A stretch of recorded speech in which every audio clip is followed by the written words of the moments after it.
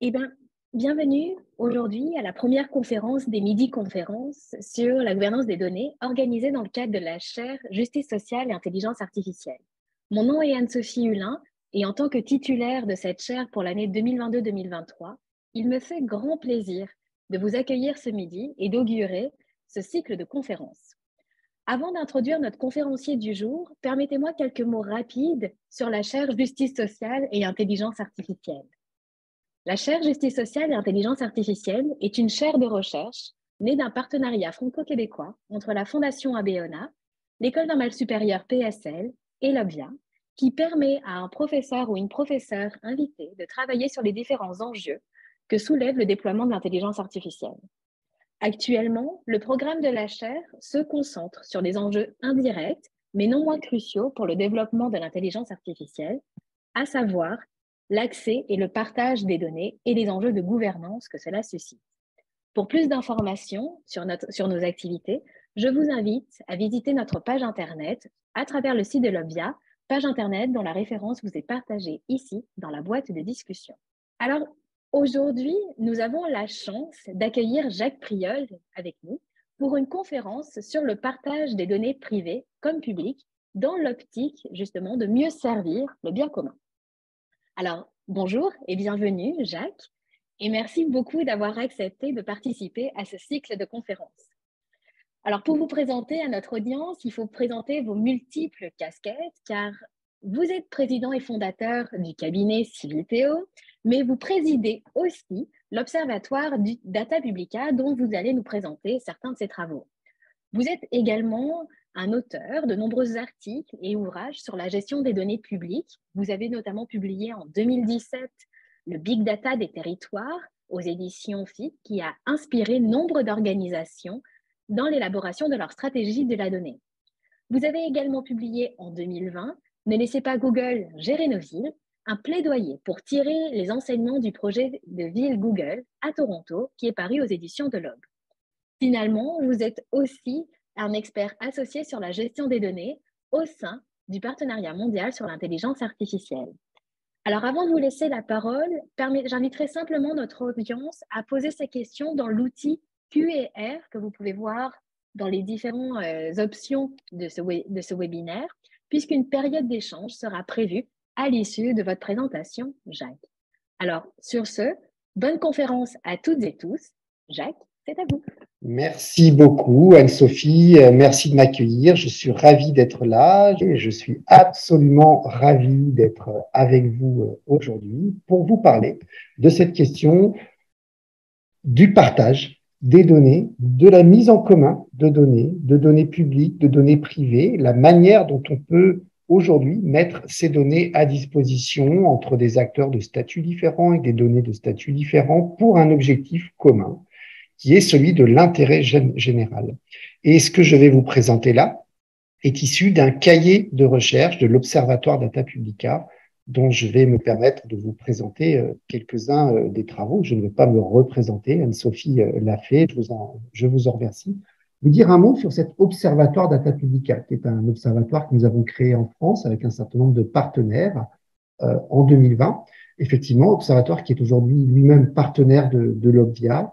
Et nous publions donc des cahiers, nous organisons des webinaires, des temps de rencontre, des temps d'échange entre praticiens, entre professionnels de la gestion des données, essentiellement dans le service public, mais souvent en partenariat avec des acteurs privés. Les fondateurs de cet observatoire sont au départ des professionnels, le cabinet Civitéo que j'ai l'honneur de présider, la coopérative d'Atactivistes, le cabinet InnoPublica, les juristes du cabinet Parme Avocat, qui ont tous pour caractéristique de s'être intéressés à ces questions de la data de façon peut-être un petit peu pionnière depuis 2016-2017. Aujourd'hui, on est nombreux à travailler sur ces sujets, mais à l'époque, nous n'étions peut-être pas si nombreux que cela. Et nous avons des partenaires publics en France importants. Nous sommes soutenus par des institutions ministérielles, la Banque des Territoires ou des organismes tels que le groupe La Poste. Alors, cet observatoire publie des travaux qui sont pour une large part, inspiré de la pratique professionnelle d'administrations publiques, de structures à but non lucratif, d'organismes publics ou privés qui construisent des projets en utilisant de la donnée au service de l'intérêt général. Avant de rentrer un petit peu dans le détail, dans les conditions, dans les mécanismes qui sont à l'œuvre lorsque l'on veut monter ce genre de projet, je vais essayer de poser quelques définitions. Alors, en m'excusant par avance d'être un petit peu franco-français sur certains points, mais vous le savez bien, Anne-Sophie, vous qui avez un regard juridique sur ces sujets-là, les définitions que l'on pose ne sont pas les mêmes en fonction du contexte juridique dans lequel nous intervenons les uns et les autres. Et s'il y a des objectifs et des stratégies qui peuvent se rejoindre, des finalités qui peuvent être similaires, notamment au Québec ou en France, nous faisons avec le cadre juridique qui est le nôtre. Et je vais vous présenter là, pour démarrer, un schéma que nous avons fait avec une région française, donc nos provinces, avec la région Normandie. Et nous avons d'abord travaillé à essayer de définir ce que l'on appelait les données publiques. Alors, le mot données publiques, il a plusieurs sens. Il a d'abord le fait, il parle d'abord du statut de la donnée et ensuite de savoir si elle est rendue publique. C'est pour ça peut-être et vous m'en excusez par avance, qu'on utilisera plutôt de l'anglais pour distinguer les deux. Il y a des données publiques qui sont en open data et des données publiques qui ne sont pas en open data. En France, nous avons un cadre juridique depuis une loi de 2016 qui s'appelle la loi pour une république numérique, qui dit qu'on considère comme étant des données publiques les données produites par les administrations publiques, donc les villes, les départements, les régions, les intercommunalités, mais aussi les données produites par des entreprises qui mettent en œuvre une mission de service public. Et c'est pour ça que dans ce petit schéma que nous avons fait pour la région Normandie, on va trouver par exemple la SNCF, qui est certes une entreprise un peu particulière de service public, mais ça reste une entreprise. Lorsque la SNCF fait circuler, la Société nationale des chemins de fer française fait circuler des trains régionaux, c'est pour le compte de la région et les données qui sont produites sont considérées comme étant des données publiques. C'est extrêmement important parce qu'on va le retrouver ensuite à de multiples endroits. Dans les villes où c'est un opérateur privé qui va s'appeler Vinci, Suez, Bouygues, Veolia, peu importe, qui gère l'éclairage, par exemple, surtout quand on va commencer à faire de l'éclairage intelligent avec beaucoup de données pour la gestion de l'eau, pour la gestion des déchets. Lorsque ce sont des entreprises qui interviennent pour le compte d'un acteur public, toutes leurs données sont considérées comme des données publiques et de ce fait-là, elles doivent être transmises aux acteurs publics pour conduire des stratégies et des politiques. De ce fait-là, elles sont d'ailleurs en partie soumises à des obligations de publicité. L'open data, vous le savez peut-être, en France depuis 2018 est obligatoire. Et ça n'est pas simplement une démarche volontaire de transparence, c'est une obligation légale pour nos administrations. On est pour l'instant avec un nombre d'administrations qui respectent l'obligation qui est assez limité, et c'est une obligation légale. Ensuite, nous avons un cadre juridique qui définit une notion de données d'intérêt général qui vont être des données produites par des acteurs qui ont des statuts de grandes institutions en général. On a l'INSEE, qui est l'Institut national de la statistique en France, qui produit énormément d'études, des MOCE qui font le recensement de population, des études démographiques, socio-économiques, socio-démographiques, qui doivent les mettre à disposition. Mais il y a également la météo nationale, notre organisme de météorologie nationale. Il y a des organismes de météo privés, mais il y a aussi la météo nationale, Météo France, met des données à disposition qui revêtent un caractère d'intérêt général. Les distributeurs d'énergie, Pôle emploi, qui est notre agence pour les demandeurs d'emploi, etc. Ce sont des données d'intérêt général. Et puis, à côté de ça, il y a des données privées d'intérêt général, c'est-à-dire des données produites par des entreprises qui n'ont rien à voir avec l'action publique, mais parce qu'elles agissent sur un territoire, elles produisent des données qui ont une utilité. Par exemple, les données de déplacement, de mobilité. Aujourd'hui, quand un acteur public, une ville ou une province veut construire une politique de déplacement, d'équipement, d'aménagement, de routes, de voies ferrées ou autres, connaître la réalité des déplacements, c'est quelque chose d'intéressant et d'important. Aujourd'hui, en tout cas en France, le meilleur connaisseur des déplacements automobiles quotidiens, c'est Waze. Waze appartient à Google, comme vous le savez. Alors, il se trouve que la France a une particularité, c'est qu'on est le premier pays au monde utilisateur de Waze pour plein de raisons liées à nos mauvaises habitudes de conduite et qui font que Waze nous signale où sont placés les radars. Et Waze, on a un automobiliste sur deux en France qui l'utilise, et c'est extrêmement important parce que ça veut dire que beaucoup de données dont on aurait besoin aujourd'hui pour faire des schémas de circulation sont détenues par un acteur qui par ailleurs appartient à Google. Il y a des polémiques partout dans le monde entier, je sors du cadre français ou même européen, sur les données d'Airbnb. Quelles données Airbnb met à disposition des décideurs publics pour leur politique immobilière, pour leur politique de tourisme également, bien sûr.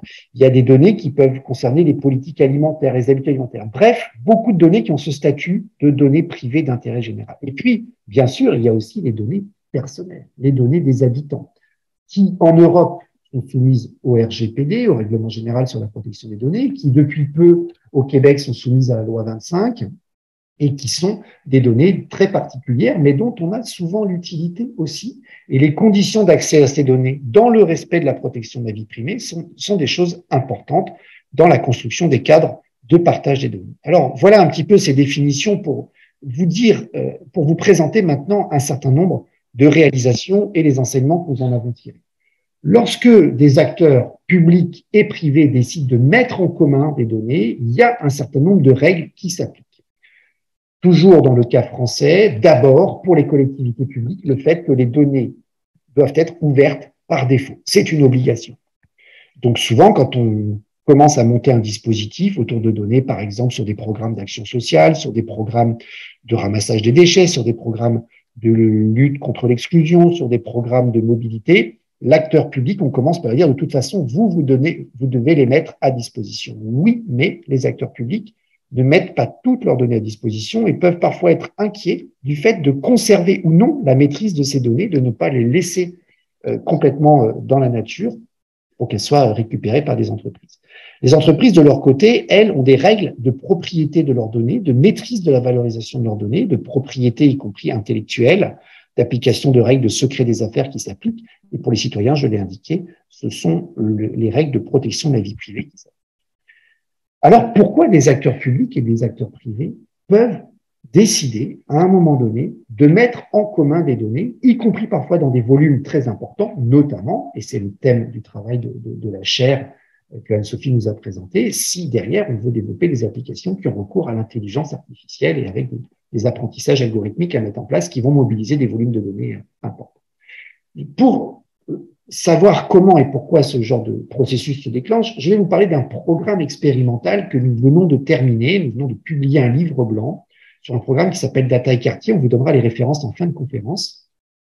Un livre blanc sur un programme qui s'est déroulé pendant 3 ans sur 2 régions françaises, sur 35 communes, 78 quartiers qui sont, dans notre jargon français, classés quartiers prioritaires de la politique de la ville. Ce sont globalement des grands ensembles urbains avec des taux de pauvreté extrêmement importants, des cités un petit peu ghetto, construits dans les années 60 pour la plupart, et dans lesquels on a des outils statistiques importants pour mesurer le taux de pauvreté, le taux de chômage, les compositions socio-économiques, socio-démographiques des foyers, mais dans lesquels nous avons beaucoup de mal à avoir une photographie de la réalité de ce qui s'y passe. Par exemple, très concrètement, on sait que dans ces quartiers, le taux de chômage est beaucoup plus important que dans le reste du pays. Et on a des statistiques là-dessus. Mais on ne sait pas exactement qui sont les chômeurs de ces quartiers. Quel type d'emploi est-ce qu'ils recherchent? Et encore moins, quel type d'emploi pourrait leur être proposé par rapport à l'ensemble des offres d'emploi qui existent sur les bassins d'emploi de nos territoires. Et là, ce qui est intéressant, c'est qu'en France, si vous cherchez l'ensemble des offres d'emploi disponibles qui correspondent à tel ou tel métier, eh bien, c'est quelque chose qui est très difficile à trouver. Et les acteurs qui connaissent le mieux ces offres d'emploi, ce sont des grandes entreprises privées qui souvent sont des agences intérimaires, et en l'occurrence, un groupe international comme le groupe Randstad, et nous avons travaillé avec le groupe Randstad France, qui a des algorithmes qui scrapent la totalité des offres d'emploi quotidiennement sur plus de 11 000 sites Internet d'offres d'emploi, qui les classe, qui les dédoublonne et qui a été en capacité de mettre à disposition d'une stratégie d'usage de la donnée dans ces quartiers prioritaires, des données privées produites par un acteur privé dans des conditions expérimentales. Et ça, c'est très intéressant, c'est de voir comment on peut amener des acteurs publics et privés à titre d'expérience à partager des données. C'est pas souvent le plus compliqué. Ce qui est le plus compliqué, c'est de leur dire ensuite, ça a marché sur une expérience. Maintenant, on veut pérenniser ce genre d'outils et créer, par exemple, des API pour permettre des transferts de données entre acteurs publics et acteurs privés en continu pour enrichir la connaissance, parfaire les modalités d'action publique et au service du bien commun et de l'intérêt général. On l'a dans de multiples domaines. Dans le domaine des déplacements, je vais parler avec Waze. Certains d'entre vous connaissent certainement le programme Waze for Cities, par lequel Waze met un peu de données à disposition des acteurs publics. La question, c'est de savoir si on pourrait obliger un acteur comme Waze ou d'autres, TomTom ou autres, à en mettre plus. Il y a des sujets extrêmement intéressants aussi sur les conditions de mise à disposition, par exemple, de données autour de la gestion de l'eau. Nous travaillons aujourd'hui sur un territoire dans lequel on a d'énormes problèmes de pénurie d'eau, comme dans beaucoup d'endroits dans le monde, et où les agriculteurs prélèvent énormément d'eau dans la nappe phréatique. Et dans le cadre d'un cadre de confiance que nous sommes en train d'élaborer pour partager des données publiques et privées, les agriculteurs nous disent: nous sommes d'accord pour mettre à disposition la réalité de nos prélèvements en eau, tout ça est mesuré par des capteurs sur des outils qui servent à l'irrigation. Mais attention, parmi les acteurs publics avec lesquels on va travailler pour faire de la modélisation derrière, de la captation de l'eau, c'est des outils extrêmement sophistiqués, il y aura probablement de l'intelligence artificielle, différentes formes de modèles et de mesures pour améliorer la façon dont on prélève et dont on gère l'eau dans le monde de l'agriculture, pour ne pas assécher nos nappes phréatiques. Il y a des acteurs publics autour de la table dans ce projet. Et parmi ces acteurs publics, certains sont chargés de ce que l'on appelle la police de l'eau. C'est-à-dire que, pour faire simple, ils pourraient utiliser de bonne manière les données mises à disposition par les agriculteurs pour nous aider à construire des algorithmes et des modèles qui vont nous aider à définir la bonne politique de l'eau demain, mais ils pourraient aussi s'en saisir pour sanctionner les agriculteurs qui prélèvent trop d'eau et plus que ceux qu'ils ont le droit de faire. Comment on crée un cadre dans lequel les données mises à disposition pour de la modélisation positive ne se retournent pas contre ceux qui mettent les données à disposition? Voilà un exemple très concret, très intéressant. Il y a de nombreux enjeux quand des acteurs qui ont des statuts différents mettent en commun des données différentes. Les acteurs publics sont soumis à des obligations d'open data, il y a des règles de transparence. On est tous d'accord sur ce point-là. Mais c'est pas parce qu'on met des données en open data qu'on va avoir automatiquement cette posture de dire je les mets en open data, si ça sert pour des choses extrêmement positives et vertueuses, tant mieux. Si ça sert aussi à faire du business et que ça crée de l'emploi, tant mieux. Mais si ça sert aussi à des activités qui s'avèrent contraires à l'intérêt général, eh ben tant pis, c'est quelque part un dégât collatéral. Certains acteurs publics aujourd'hui sont vigilants à ce que on puisse avoir une forme de maîtrise et de suivi, en tout cas, des usages de la donnée, quand bien même elle est mise en open data. C'est un sujet nouveau qui émerge dans tous les pays dans lesquels on a généralisé de façon volontaire ou contrainte, comme c'est le cas en France, l'open data. Les entreprises qui sont prêtes à mettre de façon volontaire, on verra tout à l'heure, on utilisera un autre mot, prêtes à mettre de façon altruiste des données à disposition de l'intérêt général, sont pour autant des entreprises qui ont des objectifs économiques et des priorités, des objectifs de rentabilité évidemment, et ne vont pas avoir envie que les données mises à disposition puissent se retourner contre elles, se retrouver de proche en proche par un usage dérivé de premier rang, de deuxième rang, de troisième rang chez des concurrents. Il y a des données qu'il convient donc sans doute de mettre en partage au nom de l'intérêt général, tout en assurant une forme de protection du secret commercial, du secret des affaires. Il y a des enjeux autour de la propriété intellectuelle. Nous travaillons aujourd'hui sur un certain nombre de projets dans lesquels c'est parce que des entreprises mettent des données à disposition et que des acteurs publics aussi mettent des données à disposition, parfois dans l'open data, parfois en complément de l'open data, que de nouveaux usages qui ont une valeur économique vont émerger, soit par de l'apprentissage algorithmique qui fait qu'ensuite on va pouvoir mettre sur le marché certaines formes de traitement, et c'est d'une certaine manière la donnée qui est mise à disposition qui crée cette valeur et qui permettrait peut-être de dire qu'il y a une part de propriété intellectuelle qui revient à celui qui est le fournisseur de données. Autant, peut-être parfois plus même que ceux qui ont tenu le code de l'algorithme. Il y a des questions autour de la valorisation économique des données. Est-ce que une entreprise, et l'exemple de Randstad que je prenais tout à l'heure, qui a tout à fait gratuitement pendant plusieurs mois mis à disposition des données pour un projet qui concernait le chômage dans les quartiers sensibles en France, ça a fonctionné sur 2 régions pendant 3 ans sur un prototype à grande échelle. Si on leur dit demain matin, on va le généraliser dans toute la France, ou on pourrait même le faire dans d'autres pays, est-ce que vous pourriez nous mettre toutes ces données-là toujours gratuitement à disposition? Pas nécessairement. Ils pourraient dire, on va accepter de mettre ces données-là à disposition, mais là, ça va devenir payant parce que ça a un coût de produire ces données-là également. Ça fait partie des sujets qu'on va évoquer. Et puis, bien sûr, il y a chacune et chacun d'entre nous, les habitants. les citoyens, les usagers, les consommateurs des utilités et des services publics, qui sont attentifs à deux choses dans cette affaire. Ils sont attentifs d'abord au respect de la protection de la vie privée. Alors, tant mieux si on a une loi 25 ou un RGPD. Si on est dans un cadre où il n'y a pas ça, il y a d'autres modalités d'invention de la protection de la vie privée. Et puis, puisque l'on parle de l'intérêt général, les citoyens vont avoir la préoccupation également d'un contrôle démocratique sur l'utilisation qui va être fait des données. C'est pas parce qu'aujourd'hui on a des outils de plus en plus puissants, de plus en plus sophistiqués, qui peuvent optimiser la manière de fabriquer du bien commun et de la chose publique, que pour autant, il ne doit pas y avoir de contrôle démocratique. On l'a très bien vu dans le cas du projet maintenant abandonné, mais du projet de Google à Toronto. Et du coup, quand on crée un espace, un cadre, un lieu, on va essayer de le définir dans quelques instants, de partage des données, il y a plein de questions qui se posent. Qui définit les finalités et les usages? Quelles sont les règles économiques du partage et de la mise à disposition? Quelles sont les règles techniques de ces données? On va les stocker où? Elles vont être transportées comment? Avec quel type de sécurité? Il y a la cybersécurité, bien sûr, qui est une préoccupation, mais c'est pas que ça. C'est aussi la capacité technologique à avoir une traçabilité. Il y a des questions d'interopérabilité qui vont entrer en ligne de compte. Quelles sont les règles éthiques? On parle de données publiques ou privées mises en commun pour l'intérêt général. Des données mises en commun pour l'intérêt général, c'est pas la même chose que des données utilisées à des fins commerciales. Donc c'est pour ça qu'il y a une éthique. Moi je dis souvent avec les communes avec lesquelles nous travaillons, les villes avec lesquelles nous travaillons, je dis à des maires, vous savez, une mairie c'est pas Facebook. Facebook fait des choses parfois illégales, Meta pardon, fait parfois des choses illégales avec les données, et en Europe, ils ont eu quelques amendes extrêmement importantes grâce au RGPD. La dernière, c'est 350 millions d'euros pour des transferts de données illégaux entre Instagram et Facebook. Mais Facebook fait aussi plein de choses qui sont parfaitement légales et conformes au RGPD, notamment d'un point de vue commercial. Et une ville, elle ne commercialise pas les données de ses habitants. Voilà des différences entre l'éthique et le juridique qui sont tout à fait importantes. Comment est-ce qu'on met en œuvre les règles de protection légale lorsqu'elles existent? La conformité au RGPD ou à la loi 25, c'est des processus complexes. Et ces processus complexes, comment est-ce qu'on les intègre dans un cadre dans lequel on va partager des données qui ont des statuts différents? Et qui contrôle tout ça? Parce que des acteurs, ils peuvent se mettre d'accord entre eux, mais derrière, est-ce que quelqu'un peut exercer un contrôle?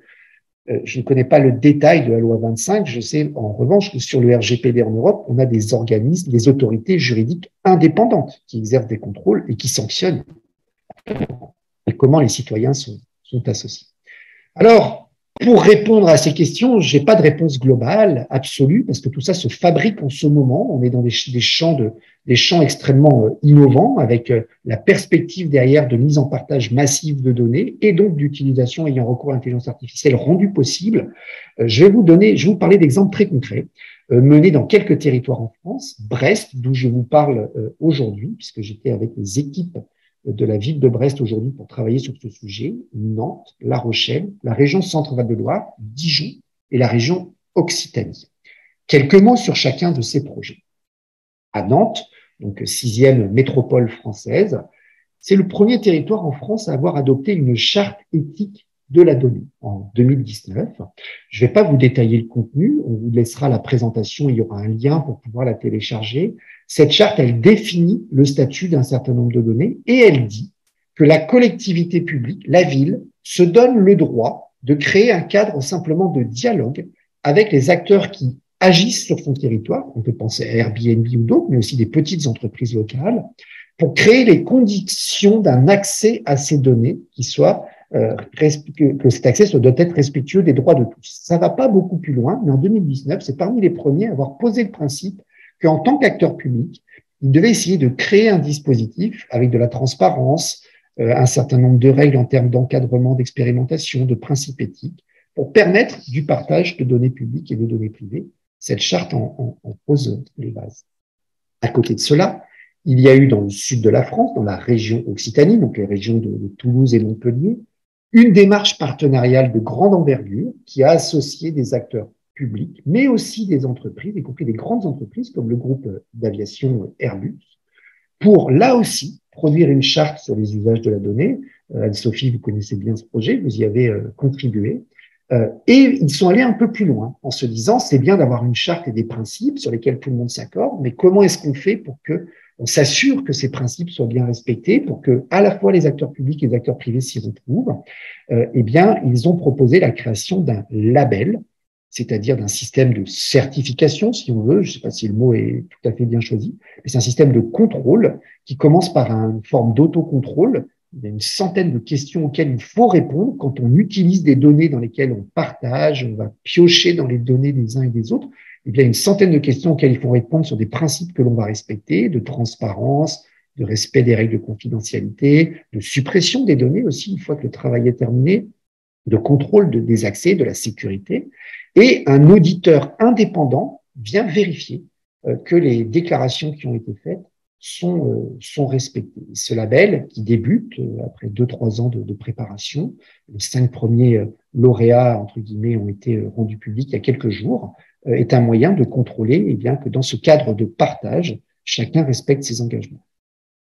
Je suis là actuellement à Brest, donc tout au bout de la pointe ouest française, c'est la commune de France qui est la plus proche du Québec géographiquement, la grande ville de France la plus proche. Il y a l'idée de créer une structure qui va être chargée de ce contrôle, un tiers de confiance. Alors vous, au Québec, vous parlez de fiducie de données, en anglais on va parler de data trust. Il y a cette idée de créer un tiers de confiance qui est en train d'être travaillé. Et sans attendre ce tiers de confiance, ils se sont dit, on va fixer à nouveau, on va à nouveau faire une charte, fixer des règles éthiques, les règles d'utilisation de la donnée, mais pas nous, en tant que ville de Brest, acteurs publics, y compris pour dire à des entreprises privées du territoire comment on va travailler. On va demander aux habitants ce qu'ils en pensent et c'est eux qui vont écrire la charte. Et Brest est la première ville de France à avoir organisé une conférence de consensus sur l'usage de la donnée. Une conférence de consensus, c'est un outil de participation, de démocratie directe, avec des citoyens tirés au sort qui travaillent pendant de nombreux jours en auditionnant des experts avec des garants externes pour amener des gens qui ne sont pas des experts du sujet, mais qui sont des citoyens, à dire voilà comment nous, on imagine que les données peuvent être utilisées. Il y a eu ensuite une concertation publique sur le résultat de ce travail et la charte en question a été votée par le conseil municipal il y a quelques jours. Et elle va servir de base à la construction du tiers de confiance. Alors, un tiers de confiance, qu'est-ce que c'est? Je vais maintenant en région Centre-Val de Loire, c'est la région de Tours-Orléans, tout au long de la Loire, où il y a une démarche qui a été installée de créer cette fois-ci une structure. Donc, une structure, ça sera, on ne sait pas encore exactement quoi, peut-être un objet, on serait chez vous, on appellerait certainement ça un OBNL. En France, ce sera peut-être une association à but non lucratif, peut-être une coopérative, on est en train d'étudier tout ça, qui va être le réceptacle des données mises à disposition par les uns et les autres sur un objectif commun. Et ça, c'est très important pour qu'il y ait de la confiance, c'est qu'il y ait un objectif commun. Et cet objectif commun, c'est de rassembler toutes les données publiques et privées qui vont permettre de piloter les politiques climatiques et les politiques d'adaptation au changement climatique. C'est dans le cadre de ce projet qu'on a eu la discussion autour des données des agriculteurs. Et aujourd'hui, ils ont engagé ensemble, acteurs publics et acteurs privés, 5 chantiers. Un chantier sur le cadre juridique, quelle coquille on va créer pour recevoir ces données. Un chantier sur le cadre éthique, qui est quasiment terminé. Il y aura là aussi, encore une fois, une charte, c'est important. Un chantier sur des règles économiques. Comment on gère la valeur de ces données? Qui paye quoi? Combien ça coûte? Qui est contributeur de quoi? L'organisation d'un schéma technique, c'est très important. Parce que derrière, il y a des questions, je le dis de façon un peu caricaturale, mais c'est pas la même chose si des acteurs publics et privés décident de tout mettre en commun et de tout basculer dans Amazon Web Services pour utiliser des algorithmes d'IA disponibles sur l'étagère dans le cloud d'Amazon, que s'ils décident, et c'est la décision qui a été prise dans la région Centre-Val de Loire, que toutes les données seront hébergées dans un data center public souverain, en l'occurrence un data center de très haut niveau de recherche universitaire. Il y a les 2 universités de Tours et de Orléans qui sont partie prenante du projet. On a un institut national de recherche qui est partie prenante du projet, et c'est leur infrastructure numérique qui va servir à héberger les données. Parce qu'elle est performante, bien sûr, mais aussi parce que c'est une garantie qui est donnée à tout le monde que la structure technologique qui va être retenue est en conformité avec les principes qu'on va afficher. Et puis, ils vont travailler sur des règles de gouvernance partagée. C'est des sujets extrêmement sophistiqués et compliqués, les données pour le pilotage des politiques climatiques et le suivi de l'adaptation au changement climatique. Mais c'est pas parce que c'est compliqué que ça ne doit pas intéresser, y compris les citoyens. Et donc, il y a l'invention de règles de gouvernance qui est à l'agenda, qui n'est pas encore arrêté. C'est un travail qui va démarrer dans les prochaines semaines. Dans d'autres territoires, on a fait autrement. À Dijon, c'est un territoire pionnier de la ville intelligente. On dit souvent que c'est la première smart city française parce qu'ils ont lancé un projet dès 2015 qui est complètement opérationnel aujourd'hui. Il y a eu plus de 100 millions d'euros d'investissement sur une dizaine d'années pour équiper en capteurs l'éclairage, la mobilité, les parkings. Donc c'est une ville très connectée et donc qui produit beaucoup de données. Et ce projet très technologique, de très forte technologie, qui est porté par des grandes entreprises privées, c'est notamment le groupe Bouygues qui pilote tout ça pour le compte de la métropole dijonnaise, c'est fait, je dirais, par des techniciens, entre techniciens. Et en matière de gouvernance, eh bien, c'est a posteriori que les règles se mettent en place, avec notamment la création d'un comité d'éthique autour de la gestion des données urbaines, dans lequel les citoyens seront représentés d'une manière ou d'une autre, sous une forme associative ou autre, et dans lesquels beaucoup de parties prenantes de la société civile seront représentées. C'est donc un petit peu une autre manière de procéder, et je porte pas de jugement, je suis pas sûr que démarrer par l'un ou par l'autre, mettre en place avant, pendant ou après ces règles de gouvernance, dans tous les cas, il faut le faire. Et à Dijon, il se trouve qu'ils ont avancé très vite sur la technologie et que c'est ensuite qu'ils calibrent le dispositif de gouvernance. J'ai parlé des citoyens, il faut parler aussi des données personnelles. Donc là, je vais en terminer avec les exemples avec La Rochelle. La Rochelle, donc sur la côte atlantique, c'est un des projets emblématiques territoire zéro carbone aujourd'hui en France. C'est une ville moyenne, La Rochelle. C'est pas une grande métropole comme les autres exemples que j'ai pu citer tout à l'heure. C'est un projet dans lequel il va y avoir, ils ont gagné un appel à projet, donc ils ont eu des financements de plusieurs millions d'euros tout à fait importants versés par l'État français. Ils sont en train de construire une plateforme de données climatiques, une plateforme de données carbone. Ils sont même en train de construire une coopérative carbone qui va mobiliser des entreprises, des acteurs publics, des acteurs privés. Ils veulent aller vers un territoire réellement zéro émission carbone nette d'ici 2030 et ils ont impliqué les citoyens. C'est là-dessus que je veux m'arrêter. D'abord, il y a un comité de pilotage qui implique des citoyens, c'est une bonne chose, mais surtout, ils ont demandé aux citoyens d'être eux aussi apporteurs de données.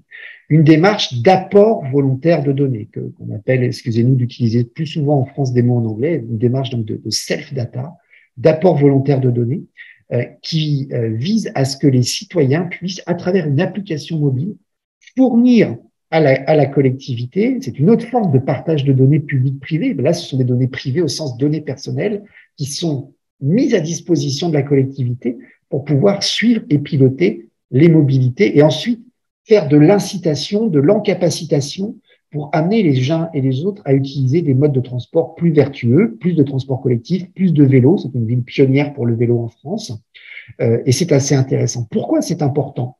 Parce que avec la législation de protection de la vie privée, le RGPD, même si les données de déplacement des gens peuvent être disponibles avec la carte de transport public, avec la puce GPS sur les vélos en location libre service, avec peut-être Waze ou d'autres systèmes issus de la téléphonie mobile, les collectivités n'ont pas le droit de récupérer ces données même si elles existent. Techniquement, ça serait possible. Mais le RGPD, et c'est heureux, nous l'interdit et nous en protège. Donc, l'apport volontaire de données, c'est aussi un moyen de faire du partage de données publiques-privées dans lequel on implique, cette fois-ci, non plus des entreprises, des sociétés, mais des citoyens. Alors justement, les citoyens, qu'est-ce qu'ils en pensent de tout ça? Alors, je vais en profiter pour vous présenter un petit peu en avant-première pour le Québec, le Canada, les résultats d'une grande enquête que nous avons faite pendant l'été avec l'Observatoire Data Publica. Alors, il y a une grande enquête auprès du monde territorial. C'est pas l'objet aujourd'hui, mais on a fait aussi une enquête auprès des Français. Et l'information que je vous donne aujourd'hui, c'est que dans le cadre du partenariat avec l'Obvia, il y a une enquête similaire qui va être rendue publique au niveau du Québec et on pourra croiser nos travaux et comparer nos résultats. On a posé des questions aux Français, aux Françaises et aux Français sur qu'est-ce qu'ils pensent de la gestion des données par les acteurs publics. Et la première question qu'on leur a posée, l'étude est beaucoup plus longue et on vous donnera les références tout à l'heure pour c'est la consulter en entier, c'est à qui faites-vous confiance concernant la gestion et l'utilisation de vos données? La première chose qui est intéressante, c'est que globalement, les pharmaciens, système de santé, la sécurité sociale, globalement, en France en tout cas, on a confiance dans la gestion des données par le système de santé. Alors, on sort de l'épidémie du Covid avec Occitanie Data, nous avions fait une enquête similaire avant la pandémie qui montrait déjà ce fort niveau de confiance et on pouvait craindre que tout ce qui s'est passé autour des données de santé, autour de tracking Covid, etc., ait dégradé cette confiance. Ça n'est pas le cas, cette confiance est importante. Et puis, on a confiance dans les acteurs publics et notamment les acteurs publics locaux, parce que vous voyez que 69% des Français ont confiance, très confiance ou confiance dans les communes, par exemple, ou les intercommunalités. C'est des chiffres élevés. Plus on est en proximité, alors je le dis, c'est vrai pour la France, c'est pas vrai partout. On a des enquêtes similaires aux États-Unis, par exemple, où les Américains n'ont pas confiance dans la manière dont les acteurs publics utilisent leurs données pour plein de raisons, Snowden, etc. Et en France, d'ailleurs, ce qui est intéressant, c'est qu'on a moins confiance dans l'État. On a encore 53% à avoir confiance dans la façon dont l'État gère les données. Et je pense que ça, c'est des choses qui sont aussi liées à la proximité. Puis alors, on n'a pas du tout confiance dans les moteurs de recherche, Google et autres, et encore moins dans les réseaux sociaux. Et puis là, on a un paradoxe, c'est qu'on n'a pas confiance, mais on continue à leur donner toutes nos datas. Et puis, on a aussi posé, alors l'enquête est beaucoup plus longue, il y a beaucoup d'autres choses, mais par rapport aux propos de ce soir et pour aller vers la conclusion, je m'arrête sur des questions qu'on leur a posées sur les conditions qui font que l'on ait confiance ou pas confiance. Et on voit que parmi les items qu'on a proposés au sondage, tous sont plébiscités. Le premier, c'est qu'il faut disposer d'une information claire et pédagogique sur qu'est-ce qu'on ramasse comme données, à quoi elles servent, comment ça fonctionne. C'est très important et pourtant, c'est des sujets très technologiques, très compliqués. C'est dur de faire de la data littératie, de l'explication et a fortiori quand on rajoutera de l'intelligence artificielle. La deuxième chose, c'est l'hébergement des données. Très attaché en France à ce que les données restent hébergées en France ou en Europe. C'est un sujet important parce que techniquement, c'est pas toujours la meilleure des solutions, mais il y a une symbolique du fait de dire que si les données restent à proximité, elles seront mieux protégées. C'est parfois une symbolique psychologique. Parfois, c'est une réalité aussi juridique. C'est-à-dire, si les données quittent le sol européen, est-ce qu'elles sont toujours protégées par le RGPD? À Toronto, vous vous rappelez sans doute que dans les polémiques qui étaient nées autour du projet de ville Google à Toronto, il y avait ce sujet de l'hébergement, puisque au départ, les équipes de Sidewalk Labs souhaitaient que les données traversent le lac Ontario et soient hébergées aux États-Unis, où elles n'auraient pas bénéficié des protections des législations en vigueur dans l'Ontario, qui sont différentes de données publiques, données privées, mais qui existent. C'est pas aussi fort que ce que fait la loi 25 aujourd'hui au Québec, mais c'est des choses qui sont importantes. Autre point important, l'anonymisation des données. On y tient parce qu'on se dit que c'est une forte protection sur la vie privée. Alors, on sait techniquement qu'on peut réidentifier les gens, que c'est jamais des choses très simples. Les experts savent que c'est des sujets compliqués, mais c'est important de savoir que la population tient à cela pour pouvoir mettre massivement des données en commun. Le fait de dire que les données sont anonymisées, c'est quelque chose d'important. Là aussi, à Toronto d'ailleurs, ça avait été un point clé puisque Anne Cavoukian, dont vous avez peut-être entendu parler, qui avait été chargée de la déontologie autour de la data, qui venait de l'autorité de contrôle indépendante de l'Ontario, qui avait été chargée par Google de cette dimension, a démissionné avec fracas en rendant public d'ailleurs sa lettre de démission face au refus de Google d'anonymiser les données qui auraient été collectées dans ce quartier s'il avait vu le jour. L'idée qu'il puisse y avoir des contrôles sur la manière dont les données sont gérées est aussi une chose importante. L'idée qu'il puisse exister une charte éthique est quelque chose aussi d'important et pourquoi pas d'un comité citoyen. En guise de conclusion, je voudrais vous présenter un schéma que nous avons repris dans le cahier de recherche de l'Observatoire qui synthétise un petit peu tout ça. Pour pouvoir partager dans de bonnes conditions des données publiques et des données privées qui peuvent venir du monde de l'entreprise ou qui peuvent être des données privées personnelles, il faut d'abord qu'il y ait des règles du jeu et des objectifs, et si possible des objectifs partagés. Si on se met d'accord sur les objectifs de bien commun que l'on veut atteindre, on va pouvoir enclencher du partage de données. Il faut derrière des outils et des méthodes de travail sur la data. Je ne les ai pas trop détaillés là, mais il y a des outils qui sont, on va dire, plus vertueux, plus transparents que d'autres, notamment des outils de transparence algorithmique qui sont importants.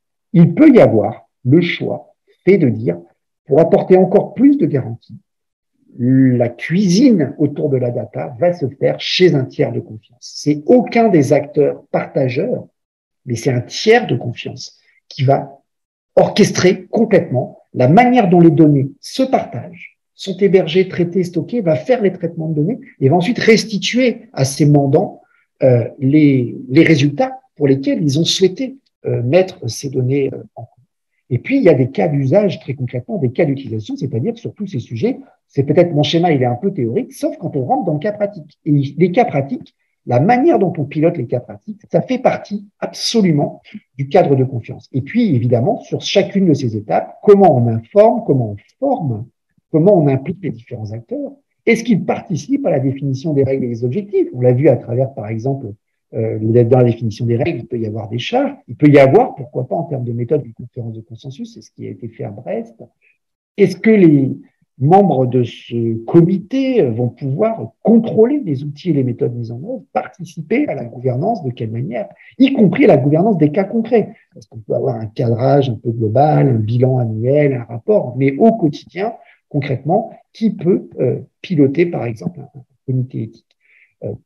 Voilà, c'est un petit peu ce schéma global sur lequel nous travaillons. Les exemples que je vous ai donnés n'ont pas tous mis tout ça en place. Ils travaillent chacun sur un bout. Et nous pensons aujourd'hui, après un certain nombre, 2-3 années de travaux sur le sujet, d'observation concrètes, donc à partir de cas pratiques, à partir de cas qu'on a échangés également avec un certain nombre d'acteurs, et Anne-Sophie a contribué à l'élaboration de tout cela, que c'est ce schéma qui peut permettre de créer demain, dans de multiples lieux, sur des objets définis ou sur des problématiques très larges, les conditions pour que des acteurs ensemble construisent un cadre de confiance. Pour terminer, ma conclusion.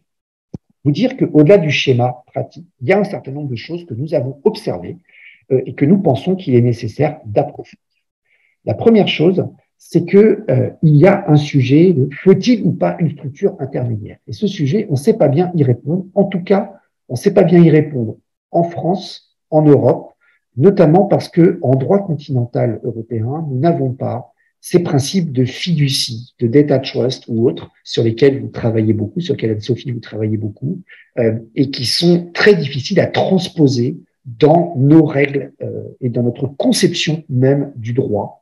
Et ça, c'est un sujet important, d'autant qu'on a ce cadre européen qui arrive, qui entrera en vigueur en septembre 2023, c'est-à-dire dans moins d'un an, c'est demain matin, parce qu'il y a un texte européen qui s'appelle le Data Governance Act, qui a créé une notion nouvelle, qui est celle de l'altruisme des données. C'est l'idée que des entreprises, des particuliers, des gens dont les données sont protégées par des règles aujourd'hui, peuvent décider par eux-mêmes de s'affranchir de ces protections et de mettre leurs données à disposition parce que c'est pour une mission d'intérêt général. Et ça va être dans le cadre juridique européen. On ne sait pas encore trop comment on va le transposer de façon opérationnelle, mais vous voyez bien que les exemples que je vous ai cités, quelque part, ils anticipent un petit peu tout ça, mais il va falloir inventer la forme juridique, les formes juridiques, les formes de contrats, les formes de règles qui vont permettre de mettre en œuvre cet altruisme des données en confiance, évidemment, et c'est nécessaire si on va avoir par ailleurs de l'IA de confiance. La deuxième chose que nous avons observée, c'est que la construction d'un cadre de confiance, ça ne se fait pas par la transposition de systèmes clés en main. Je vous ai parlé de plusieurs chartes. Vous me direz, mais sur ces sujets-là, les problématiques sont peut-être les mêmes. Pourquoi est-ce qu'on ne prend pas une charte qui fait référence et tout le monde adopte la même? Eh bien, je dirais qu'en tout cas, sur les exemples que nous avons vus, c'est que la manière dont on a construit la charte est presque aussi important, voire plus important que la charte elle-même. Ces chartes, elles disent un peu toute la même chose à la fin. On va protéger la vie privée, on va faire de la transparence, transparence sur les données, transparence sur les usages, transparence algorithmique, etc. Mais ce qui est important, c'est que celles et ceux qui vont demain mettre leurs données en commun, qui viennent de cultures professionnelles différentes, qui disposent de données différentes, ensemble décident des règles du jeu. Et ça, c'est quelque chose de très important sur lequel nous insistons beaucoup, y compris dans nos pratiques professionnelles, cette fois-ci, non plus d'observateurs, mais de consultants. C'est de dire, c'est pas grave s'il faut 6 mois pour construire le cadre, parce que si vous prenez 6 mois ensemble pour le construire, demain, vous partagerez vos données de très bonne manière. Et c'est aussi important, sans doute, que le cadre technologique. Et puis, une autre question que je soumets un petit peu à la discussion, qui est importante, c'est de se dire quelle est la place de la donnée ouverte dans ce système-là. Parce que ce que nous sommes en train de vivre aujourd'hui, depuis 2 ans, 2-3 ans, et pas qu'en France, pas qu'en Europe, on échange beaucoup avec Montréal, avec d'autres territoires, c'est que l'open data on s'y est tous engagés, parfois de façon très militante, en se disant les acteurs publics vont générer énormément de choses en mettant des données publiques à disposition.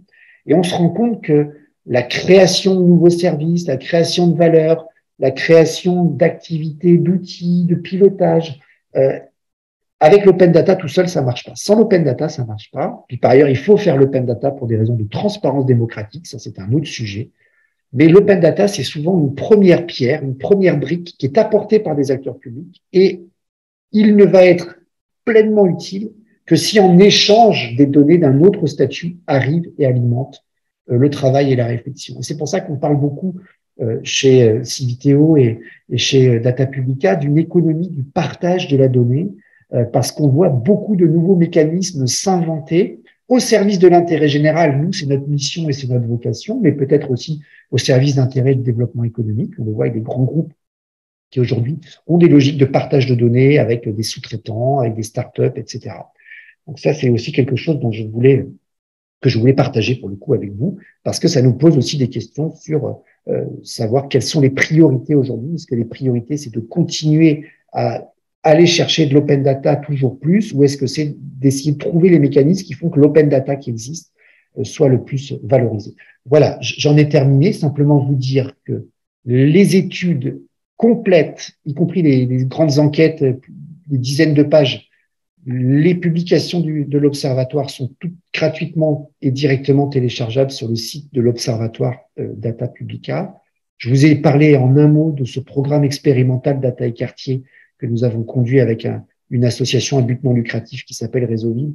Et le livre blanc, on vient de le publier. Il est également entièrement disponible et téléchargeable. On vous passera dans les comptes rendus de la soirée. Excusez-moi, je dis soirée, il est tard en France. On vous passera la totalité des références. Voilà, il me reste à vous remercier et nous avons donc un petit quart d'heure de questions-réponses. Fantastique. Merci Jacques pour cette présentation absolument fascinante et qui nous démontre ô combien que la confiance ne se décrète pas, mais qu'elle se construit et que c'est une construction qui suscite beaucoup de réflexion et beaucoup d'anticipation aussi dans les projets. Alors, dans les questions que nous avons reçues, on va commencer par une première question qui nous a été posée deux questions qui nous ont été posées par Lise Langlois. La première, c'est dans ce partage des données, comment on peut s'assurer de la qualité des données? Y a-t-il des critères qui semblent essentiels pour s'assurer de la qualité de ces données? C'est un sujet majeur qu'on a aussi beaucoup travaillé il y a plusieurs années en arrière avec l'open data, de savoir quelle qualité ont les jeux de données qui sont mis à disposition. Et a fortiori, quand on va travailler sur des données de plus en plus massives, notamment pour de l'IA derrière. Sur le projet du Climate Data Hub, par exemple, en région Centre-Val de Loire, ces questions ont commencé à être évoquées dans un groupe de travail technique il y a quelques mois en arrière, en se disant qui doit définir d'abord la qualité des données. Est-ce que c'est quelque chose que tu as défini en commun? Est-ce que c'est celui des partenaires qui va être le principal utilisateur? Parce que pour définir la qualité, il faut d'abord avoir une définition de ces données sur la granularité, sur la mise à jour, sur le type de données, y compris on va rentrer dans des détails très concrets sur le type de champ que l'on souhaite absolument avoir pour telle et telle raison. Et on sait que il y a beaucoup d'usages pour lesquels la qualité de la donnée produite est somme toute assez médiocre, mais que le service qui est rendu est pourtant de bonne qualité. Je m'explique. On a beaucoup de services pour lesquels la donnée est en fait une conséquence du service qui est rendu. Tout n'est pas toujours renseigné, soit pour des raisons humaines de saisie, soit pour des raisons technologiques, de suspension pendant un temps de l'accès à tel ou tel type d'information, et ensuite, entre guillemets, la vie continue, et puis quand ça se rétablit, ça se rétablit, mais on ne va pas prendre le temps d'aller corriger ce qui a été cassé ou interrompu précédemment. Donc, la question du contrôle de la qualité est absolument essentielle parce que c'est aussi une des pierres angulaires de la confiance. Si je suis en confiance et qu'on me donne un jeu de données dont il s'avère a posteriori qu'il était de très mauvaise qualité, ça peut être extrêmement dommageable, générer des biais, rendre impossible la production du service qu'on avait imaginé, etc. Donc, la question de disposer de processus techniques de contrôle, soit assuré par un tiers de confiance, dont ça peut être à un moment donné le rôle d'être le garant de la qualité des données, ou plus exactement le garant du respect des standards qui ont été fixés en commun. Il n'y a pas de qualité absolue, c'est est-ce qu'on est en conformité avec les standards dont on avait défini qu'ils étaient nécessaires pour les projets. Ça peut être le rôle de ce tiers de confiance, ça peut être le rôle d'un tiers orchestrateur également, j'entre un petit peu là-dedans. Je pense à des gens comme, vous avez peut-être entendu parler de cette société qui s'appelle Dawex, qui fait de l'interface pour le compte d'un certain nombre d'acteurs avec des procédés technologiques de vérification des champs, de vérification systématique, de vérification aléatoire. Il y a plusieurs méthodologies qui peuvent être mises en œuvre. Donc oui, c'est un point important et pas simple à régler. Une autre bonne manière de procéder, c'est de procéder aussi par échantillonnage et de faire des tests, mais ça, c'est dans la conduite des projets data. On sait que c'est important, avant de lancer des choses en production à très, très grande échelle, de pouvoir les tester. Merci infiniment pour cette réponse. Alors, une autre question posée par Lise Langlois, mais en fait, j'aurais pu vous la poser aussi, c'était une de mes questions.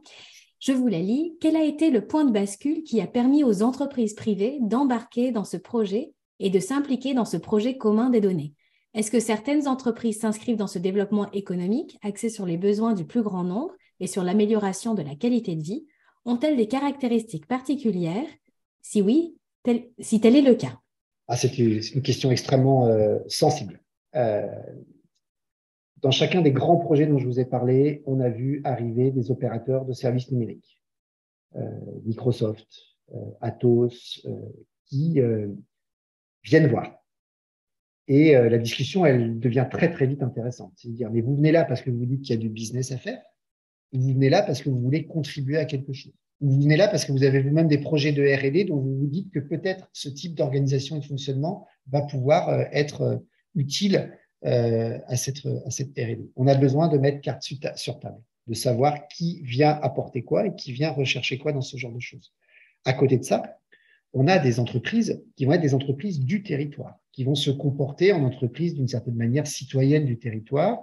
Nous avons, ça doit certainement exister aussi chez vous, mais des formes juridiques particulières autour de la responsabilité sociale et environnementale des entreprises. On a aussi un système juridique qui s'appelle les entreprises à mission, des entreprises pour lesquelles la rentabilité passe par souvent des formes coopératives d'ailleurs, par une forme de réinvestissement dans le territoire. J'étais cet après-midi avec une banque coopérative française qui est originaire de l'ouest de la France. Et quand ils viennent parler data sur le territoire de Brest, ils y viennent avec l'envie que les données dont ils disposent puissent contribuer à l'envie sincère et réelle, parce que ça fait partie de leur mission, que ces données puissent contribuer à améliorer l'impact et la performance d'un certain nombre de choses sur le territoire.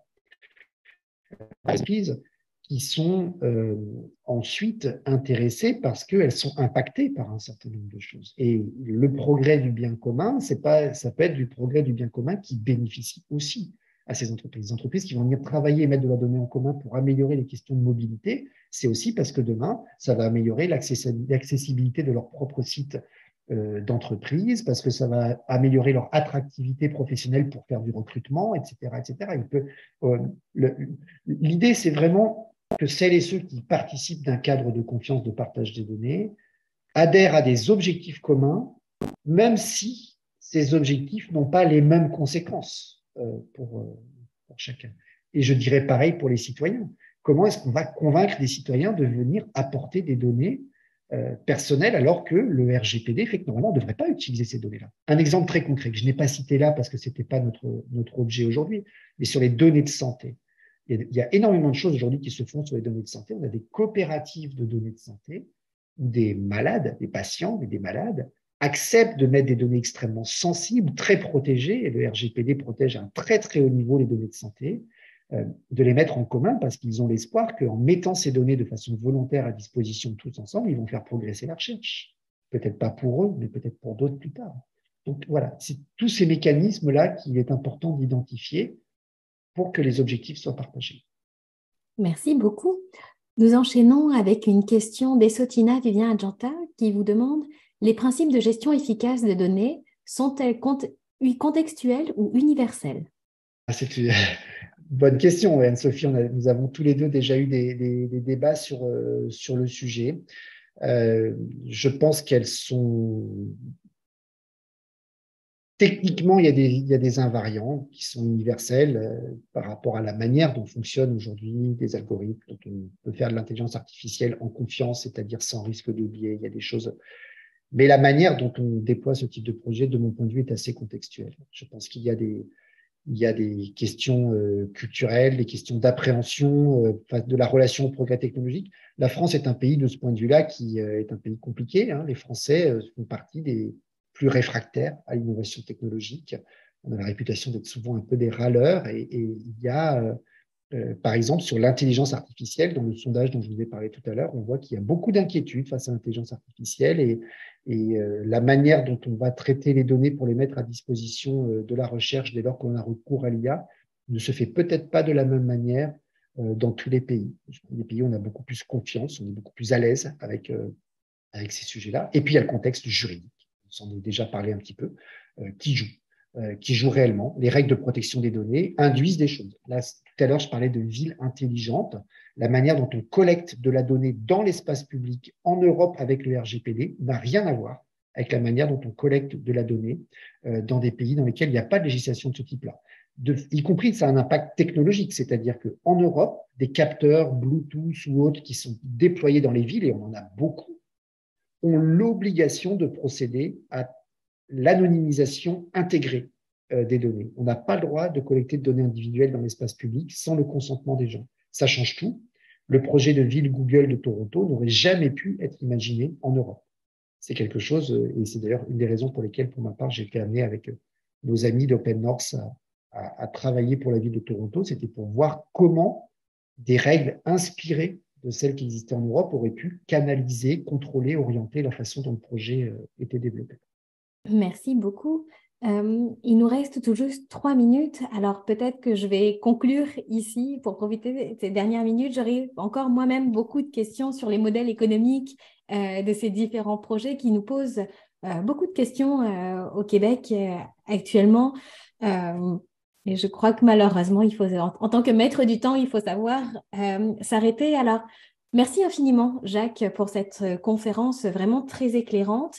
Peut-être, avant de conclure, je voudrais aviser notre audience que les midi-conférences nous reprennent très bientôt, avec notamment une conférence le 24 novembre de Rodolphe Desbordes, qui nous livrera sa perspective d'économiste sur comment mettre les données du Big Data au service de l'intérêt général, donc une conférence qui va s'inscrire directement dans la suite des propos de Jacques aujourd'hui, et une autre conférence qui se tiendra le 1er décembre avec Jean-Noël Nikema, expert en santé numérique et en analyse des mécadonnées, qui nous livrera de précieux éclairages sur ce qu'on entend, la qualité des données. Alors, il ne me reste plus donc à vous remercier, mais aussi à remercier Lobvia pour son soutien dans l'organisation de ces événements, et puis à remercier aussi toutes ceux et celles qui étaient en ligne aujourd'hui pour votre présence et votre écoute. Merci beaucoup. À très bientôt.